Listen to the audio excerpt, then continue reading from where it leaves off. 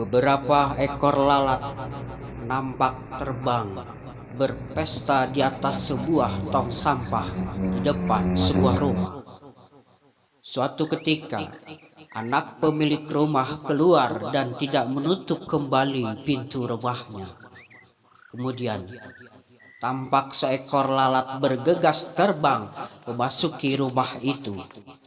Dan si lalat itu langsung menuju sebuah meja makan yang penuh dengan makanan lezat.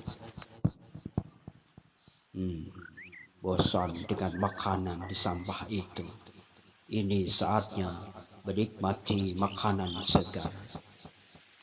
Ia bergumam dalam hati. Setelah kenyang, si lalat itu pun bergegas ingin keluar dan terbang menuju pintu ketika dia masuk. Namun ternyata pintu itu telah tertutup rapat. Si lalat hinggap sesaat di pintu tersebut, memandangi kawan-kawannya yang melambai-lambaikan tangannya, seolah meminta agar dia bergabung kembali dengan mereka. Si lalat terbang di sekitar pintu, sesekali melompat, menerjang, dan tak kenal menyerah. Si lalat mencoba keluar dari pintu tersebut, merayap mengelilingi dari atas ke bawah, dari kiri ke kanan, bolak-balik terus-menerus berulang-ulang hingga akhirnya hari semakin petang. Dia tampak kelelahan dan kelaparan. Keesokan harinya, dia terkulai lemas, terkapar, dan tak berdaya di lantai. Tak jauh dari tempat itu, tampak serombongan semut merah berjalan beriringan keluar dari sarangnya untuk mencari makan. Ketika menjumpai lalat yang tak berdaya, serentak mereka mengerumuni dan beramai-ramai menggigit tubuh lalat itu hingga mati. Kawanan semut itu pun beramai-ramai mengangkut bangkai lalat yang malang itu menuju sarang mereka. Dalam perjalanan, seekor semut kecil bertanya pada rekannya yang lebih tua,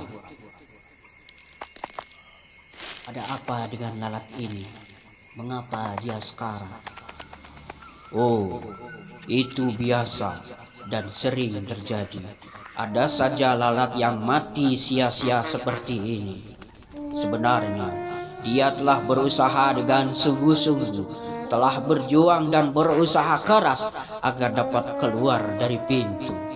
Namun, ketika tak jua menemukan jalan keluar, dia frustasi, kelelahan, hingga akhirnya jatuh sekarat. Dan sekarang menjadi menu makanan malam kita." Semut kecil itu manggut-manggut. Namun dalam hatinya masih bertanya-tanya. Penasaran, dia pun bertanya lagi, "Aku masih tidak mengerti. Bukankah lalat itu sudah berusaha keras? Kenapa dia tidak berhasil?" Masih sambil berjalan dan memanggul bangkai lalat, semut tua itu menjawab, "Lalat adalah jiwa yang pantang menyerah dan telah mencoba berulang kali. Hanya saja dia melakukannya dengan cara-cara yang sama." Semut tua itu merintahkan rekan-rekannya untuk berhenti sejenak, seraya melanjutkan perkataannya. Namun kali ini dengan mimik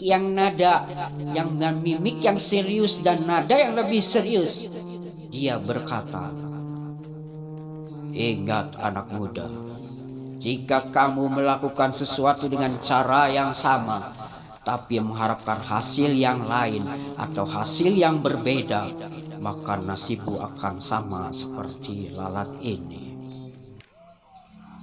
Saudara, di tengah perjuangan dan pergumulan manusia dalam mempertahankan hidup dan kehidupan yang semakin rumit dan kompleks, ini agaknya menarik untuk dicermati dan direnungkan. Persoalannya adalah mengapa menjadi sebuah kebiasaan ketika berkumpul dan berbincang menyangkut berbagai hal selalu terlontar kata-kata yang menyalahkan waktu. Ini adalah waktu sial jika mereka gagal. Ini adalah waktu mujur jika mereka berhasil. Jalan keluarnya menekan sesuatu hingga apa yang terdapat pada bagian terdalam tampak ke permukaan.